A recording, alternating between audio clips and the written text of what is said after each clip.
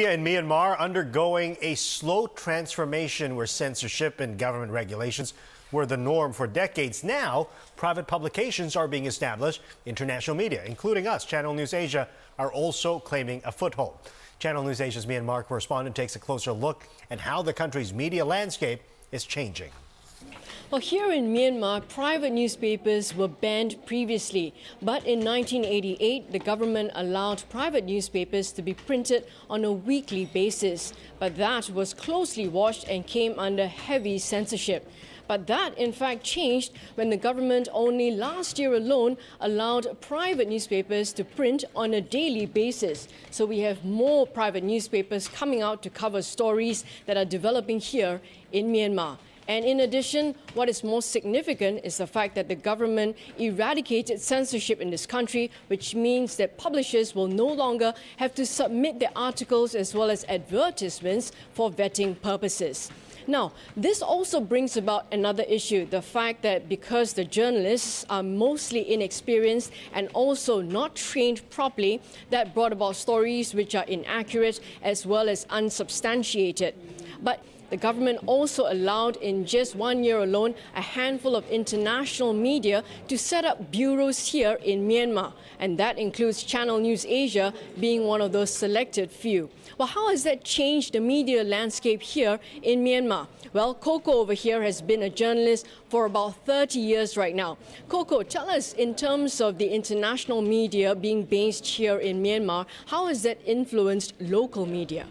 I think local media can learn many things from the international media, something like how to deal with the news sources. That means establishing relationship with the news sources, also how they make the news format more interesting, how is their style, how they organize the stories, and etc. With the media landscape changing as well, you've also introduced the idea of a political talk show never before seen here in Myanmar. Where did you get this idea from? I inspired this from the international broadcaster like BBC and CNN, the way how they make a talk show successfully. But at the time, under the military government, we didn't have that kind of a talk show. But that's why I really want to make a talk show. Then I just learn how the way to do it. But at the time, we don't have international media like Channel NewsAsia like you. We just watch from the television screens.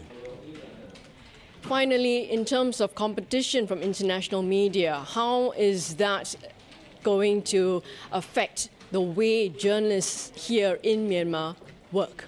I think international media coming here is, I don't consider those media as our competitors. Because of that, we can learn a lot of things from the international media. At the same time, international media also can learn a lot of things from the local media, especially local media had its unique cultures. So you can learn our culture. That's why it can benefit both sides. Thank you very much, Coco. Okay, thank you very much.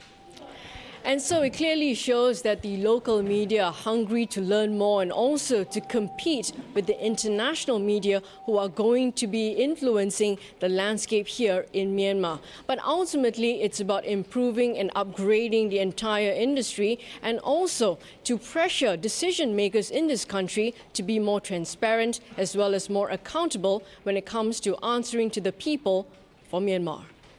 May Wong, Channel NewsAsia, Yangon.